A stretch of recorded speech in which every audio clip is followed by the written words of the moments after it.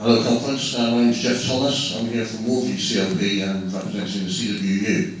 My question to the panel and to the expert is, how did Labour headquarters assist each area across the country with finance and with bodies on the ground? Do you think that we ran a defensive campaign to protect some people and others, or do you think we spread our things widely? Just a quick answer about the question about resourcing for the campaigns. In 2015 I was a candidate, and Labour South West and headquarters resourced the campaign with a huge number of incredibly passionate, talented people, and we lost. And this time we had no resources and we won. That connection is not because headquarters staff weren't helpful and useful. It's because the way that we campaign has changed. And we need to make sure that we're supporting headquarters in terms of getting resources, because we've now got a party that's not in debt again, which is fantastic. Congratulations to headquarters for sorting out our finances, that's really important. But we as a region need to raise more money ourselves to help fund our own activities much more. And so it's tempting sometimes to say the National Party's not helping us. The National Party is doing what the National Party needs to do. We, locally, need to build more resources, we need to build more fundraising. So go back to your constituencies. Do you have a monthly fundraising draw? If not, start one. Do you have a fundraising person on the exec? If not, get one. That's what we have to do, to build our own capacity, to make sure we can fund our own campaigns, so we can win, and the National Party can move the money around where it is needed the most. But we need to do more ourselves in our region to do that, and then we choose how we spend it as well, if we raise that money, which is good for us. I listened with interest to what Greg was saying about statistics, but I'm just wondering whether he can enlighten me as to whether in future when you run these polls you actually don't, it wouldn't be simpler to ask people why it is they voted for what they voted for. What I would say was so wonderful about the last election, what it was that actually won the games, was the manifesto.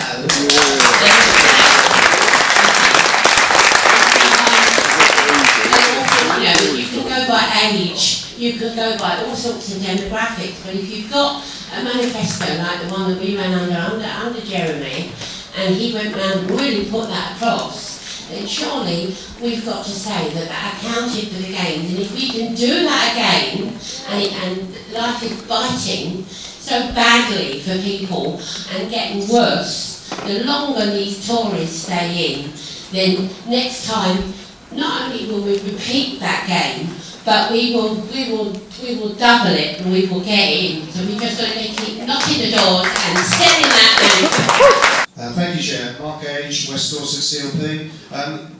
Previous comrade said some of what I've already was going to say. It concerned me that at the beginning of the presentation and in the roundabout, the things that were not mentioned, the fact that we had the best and I say probably the most socialist manifesto in a generation.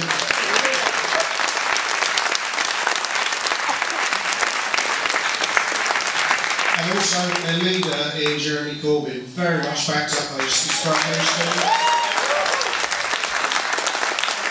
But the electorate trusted and believed that he was actually showing them a true, trustworthy alternative, someone that they could actually empathise with. That's such a big factor, and it's got to be a big factor in our campaigning going forward. What do we need to do in the next election? We need to build on those strengths. And we also need to ensure that locally, in the South West, we are democratically selecting socialist candidates. Yeah.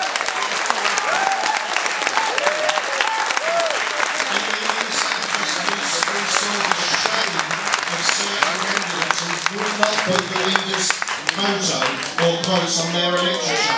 That was appalling, and we must not see that repeated. There is a lot of polling information on what people said were the things that were important to them in the election. It's certainly true that our manifesto policies on the whole were very popular, depending on the health service, the anti-austerity position, nationalisation of the railways. All of these things were the tuition fees policy, obviously, was also very popular with people. What pollsters find it hard to do is actually to measure the salience of all these things and what actually moves people. It's true to say also that most of our policies in 2015 were equally popular to what we had in the manifesto this time. yet we lost that election heavily. And most pollsters would probably say the reason for that was that election was largely determined by people's views on economic competence. And the Tories ran an election which was basically about that. In this election they didn't. And so we don't know really what the kind of relative salience of all those issues was. But certainly there's no doubt at all that the manifesto policies were very popular on the whole, and they were and the campaign was very effective at getting that over. So I think we're clear about what that was. Just really briefly, we went backwards in 185 seats.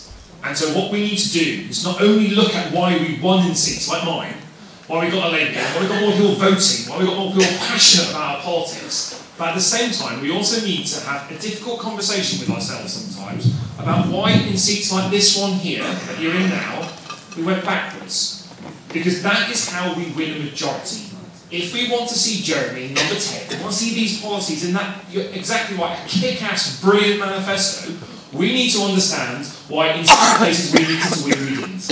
And that is a difficult conversation. Let's have a good conversation about accentuating our strengths, the thing that really work, and let's also make sure that we're adapting and adjusting so we're winning the seats we need to as well. Both conversations, not just one. With both we get Germany to number 10, with one we might not. Let's have both. Thank you very much. I've got a question regarding Brexit. When will there become a red line in the sand where we have to take a stand against it because the deal will be so bad that it will mean the end of this country in terms of NHS and public care? I think Brexit's the worst decision this country has taken since appeasement in the 1930s. I think it can and must be stopped. And I think that the ambiguity, which was our policy in the last election, which appealed to both Remainers, as Greg's presentation has showed, where we basically deprived the Tories of the majority because of anti-Brexit tactical voting. I don't think there's any doubt about that. Yes, we lost some seats in Leave areas, but we held on to seats because of Remainers voting for us. I know who voted for me in Exeter, Greg, and it was 7,000 Tories who voted Remain in the referendum. That's what put my majority up.